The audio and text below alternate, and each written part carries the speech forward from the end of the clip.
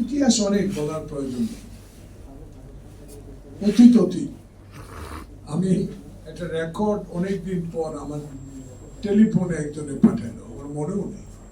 পার্লামেন্টে আমি বলছিলাম, যখন খোকাকে আমাকে প্রথম 96 সালে গুলি করে যাত্রাবাড়ি ব্রিজের উপর, নোমান আমি খোকা রক্তাক্ত অবস্থায় পিজি হাসপাতালে ভর্তি হই, তখন সংসদে দাঁড়িয়ে একজন বলেছিল গরুর রক্ত ছাগলের রক্ত মেখে ওরা হাসপাতালে ভর্তি হয়েছে।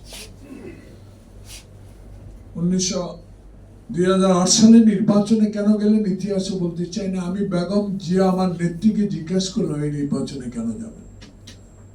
111 সরকারকে আমি বিশ্বাস করি না। মইন আমার পাশের বাড়ি, আমি যখন চৌনি কলেজে বিপিজি ছিলাম আমি তার পরিবারকে চিনি, এরা পুরা আওয়ামী লীগ, একে বিশ্বাস করে যাবে।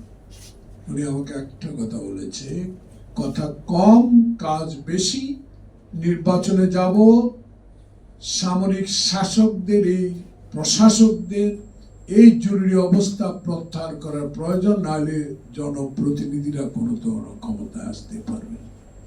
বিশ্বাস করলেন, গেলেন, 25টা সিট পেলাম, কথা হইল, কথা বললাম, দায়িত্ব দিলেন, দায়িত্ব পালন করলাম।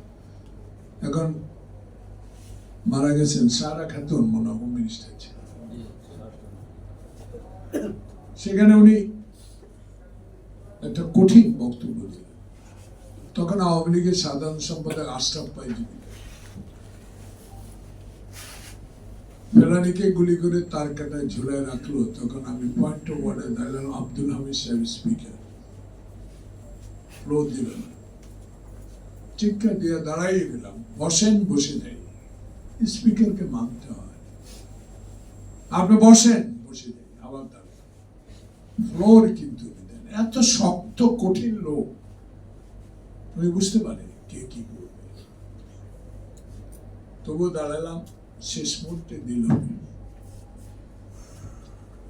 দেওয়ার আগে আবার হাত তুলে বসলো আশরাফ সাহেব, তখন সাধারণ সম্পাদক নেওয়া।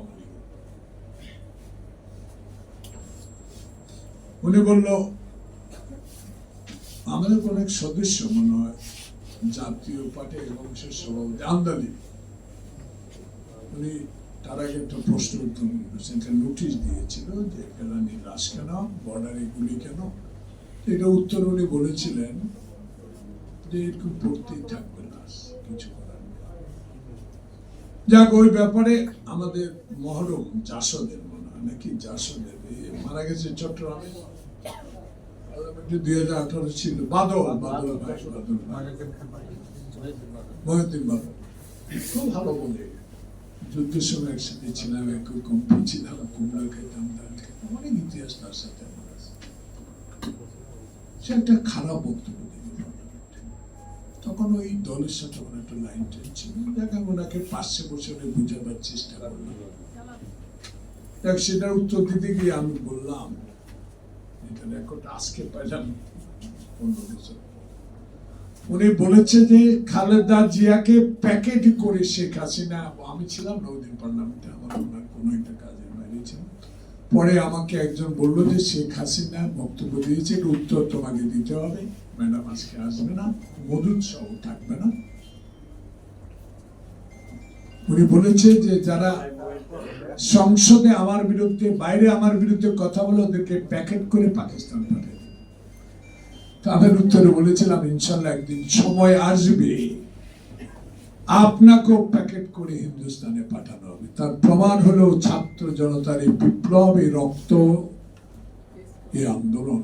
শেখ হাসিনা কিন্তু নাই এখন। সাইবুল ভাই বলেছে আর ওদিকে যাব না, আমার দুঃখ লাগে, শেখ হাসিনা কষ্ট। 3 দিন আগে উনি যে কথাটুকু বলেছে, সে কথার সাথে কোনো মিল নাই। তাহলে 16 বছর বাংলাদেশে নিজের হাতে রেখে চিফ জাস্টিস থেকে শুরু করে সকল সাংবিধানিক প্রতিষ্ঠানগুলোকে নিজের হাতের মুঠে রেখে তছনছ করে দিয়েছে এই আওয়ামী লীগকে ক্ষমতায় রাখার জন্য। সে দানব ব্যক্তিটি এখন পলাতক।